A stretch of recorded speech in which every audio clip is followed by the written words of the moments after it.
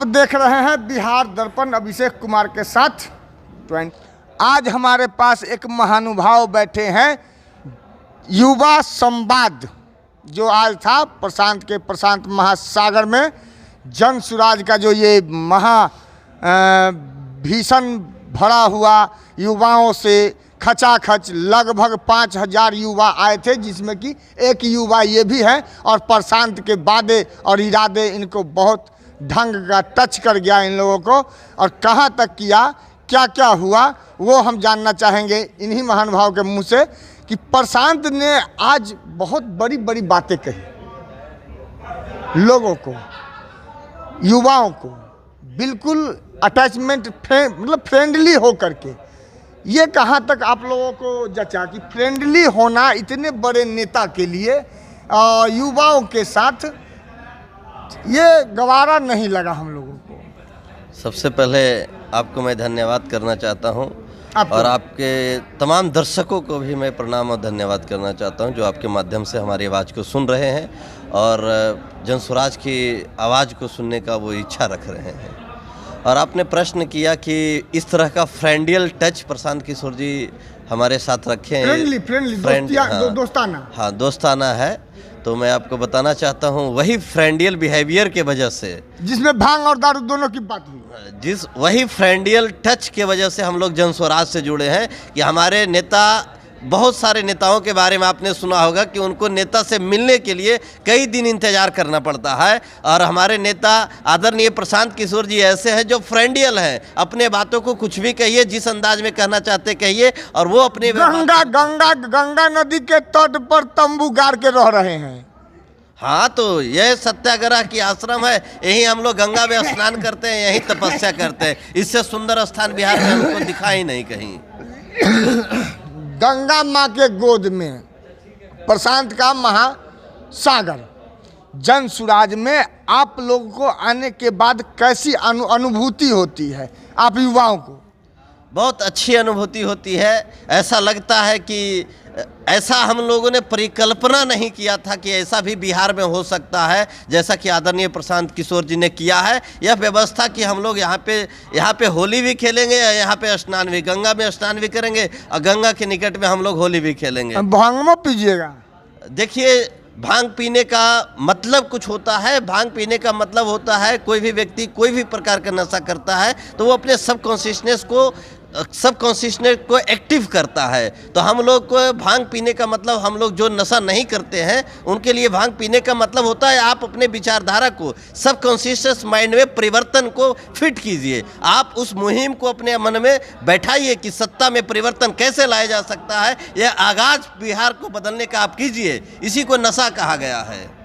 और इस नशा के बारे में भी कहा गया, इनको जो समझ में आया, और आपको क्या समझ में आया हमारी वीडियोज़ में पता चलेगा आपको, जब आप जनता दस्तक और जनता बिहार दर्पण 24 देखिएगा। लेकिन एक बात मुझे समझ में नहीं आया कि ये युवा जो हैं, युवा अब जो है सो बिहार के युवा बुड़बक नहीं रहे हैं, बुड़बक नहीं हैं, लेकिन प्रशांत के ये जुमलेबाजी वाली बातों पे, वादों पे, इरादों पे कितना विश्वास फेथ कर पाएंगे बिहार के लोग और युवा, महिलाएं?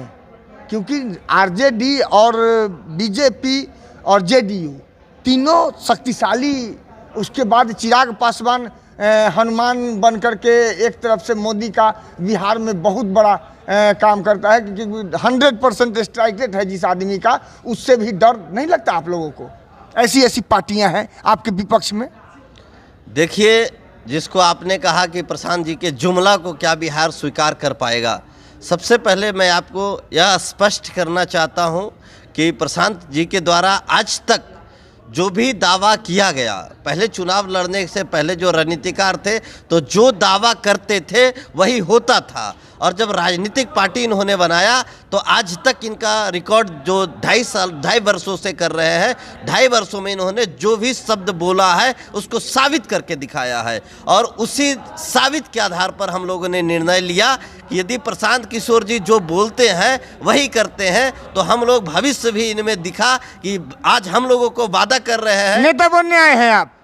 देखिए, नेता बनने नहीं आए हैं, बिहार में सत्ता में परिवर्तन लाने के लिए आए हैं, बिहार की व्यवस्था में परिवर्तन लाने के लिए आए हैं, बिहार के शिक्षा में सुधार लाने के लिए आए हैं, बिहार में पलायन की सुधार लाने के लिए आए हैं, रोजगार दिलाने के लिए हम आए हैं। हम चाहते हैं कि कोर्ट में न्याय मिले, स्कूल और कॉलेज में पढ़ाई मिले और कोर्ट कचहरी में न्याय मिले। यह व्यवस्था दिलाने के लिए आए हैं। दरोगा जी के 500 मिलेगा। देखिए, वही भ्रष्टाचार के खिलाफ हम लोग सत्ता को बदलना चाहते हैं कि जो दरोगा जी को आज पैसा मिल रहा है, दरोगा जी की जिम्मेवारी है कि वहाँ सत्ता में बैठे हुए हुक्मरानों तक पैसा पहुँचाना पड़ता है, वो नहीं पहुँचाया जाए, सही व्यवस्था बने, सही आगाज होगा तभी सही व्यवस्था बनेगा। मतलब लॉ एंड ऑर्डर बिहार में आप लोगों के अनुसार कैसा चल रहा है वर्तमान में?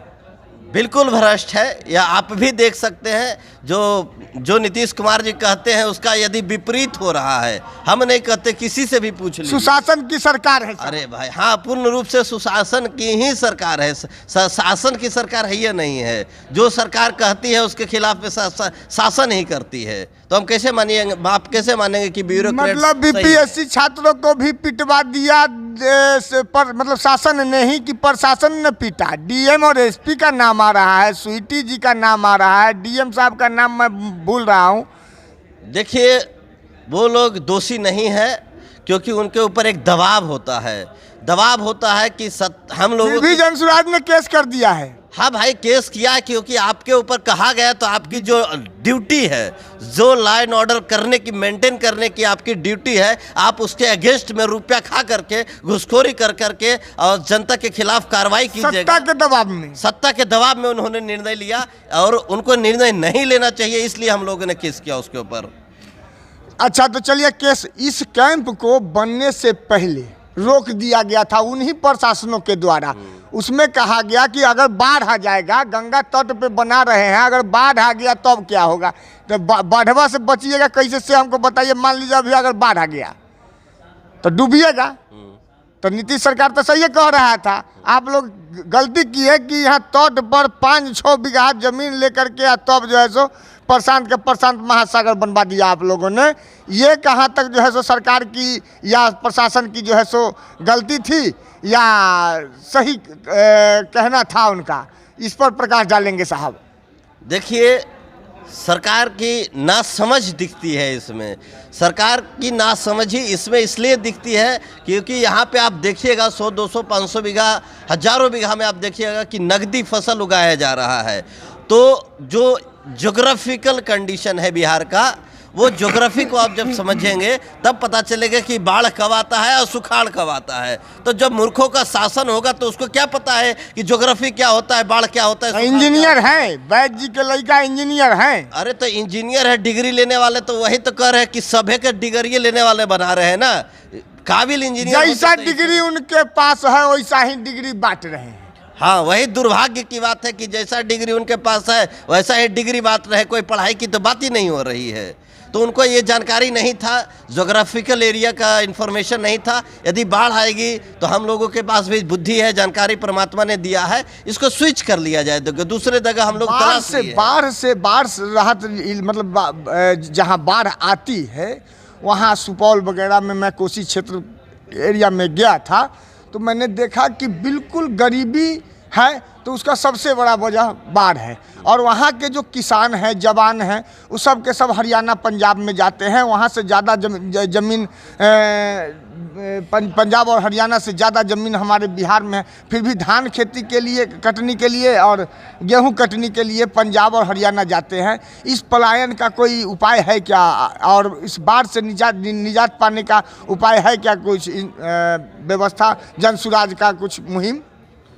देखिए, जैसा कि आपने बताया है कि कुछ स्पेसिफिक एरिया में बाढ़ आता है, हाँ। ऐसा नहीं है। बिहार वो फिक्स है, वो नेपाल से पानी निकलेगा नेपाल में पानी ज़्यादा होगा तो उसको बह जाना है हर हाल में। बहुत सारे एरिया में बाढ़ आता है। बाढ़ बिहार के अनएम्प्लॉयमेंट का बहुत बड़ा फैक्टर है। इस पे प्रशांत किशोर जी ने कहा कि अंतर्राष्ट्रीय बहुत सारे यूनिवर्सिटीज़ में इस पे रिसर्च करवाया जा रहा है। विदेशों में समुद्र को सुखा के शहर बसाया जा रहा है और यहाँ एक नदी का पानी को नियंत्रण में नहीं किया जा रहा है। इस पर क्या कहेंगे आप? हमारे पास इसकी व्यवस्था है। जब हमारी सरकार बनेगी तो इसकी व्यवस्था सुनिश्चित की जाएगी। मैं आपको भरोसा दिलाना चाहता हूँ। नहीं, भरोसा कैसे करे, हमारी ऑडियंस जानना चाहेगी कि किसे भरोसा कैसे करे कि हाँ इस बाढ़ से राहत मिलेगी, सत्ता परिवर्तन, क्योंकि बहुत बड़ा फैक्टर होने जा रहा है ये बाढ़ इस बार।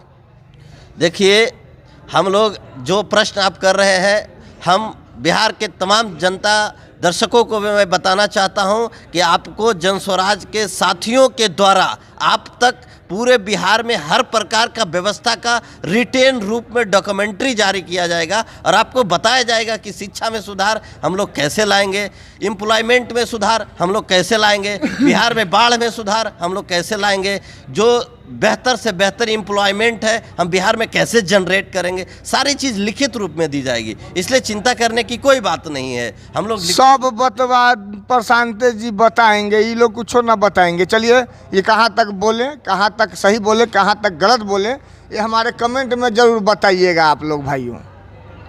धन्यवाद।